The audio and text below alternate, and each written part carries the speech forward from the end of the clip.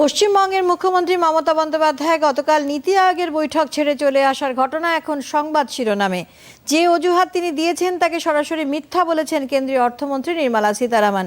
নীতি আয়োগের পক্ষ থেকেও বলা হয়েছে, আসলে মমতা বন্দ্যোপাধ্যায় বহুদিন ধরেই তার রাজনীতির অঙ্গ করে নিয়েছেন এই বৈঠক বয়কট।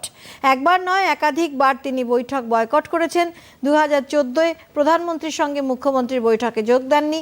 2015-এ ভূমি বিধেয়ক নিয়ে প্রধানমন্ত্রীর সঙ্গে বৈঠকে সামিল হননি মমতা বন্দ্যোপাধ্যায়।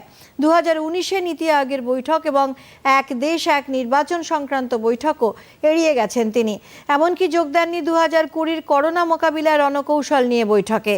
2021-এ কোভিড নিয়ন্ত্রণ নিয়ে প্রধানমন্ত্রীর বৈঠকেও গড়হাজির ছিলেন তিনি। এতেই শেষ নয়, উত্তর চব্বিশ পরগনার জেলা শাসককে কেন্দ্রীয় বৈঠকে বক্তব্য রাখা থেকে আটকেছেন।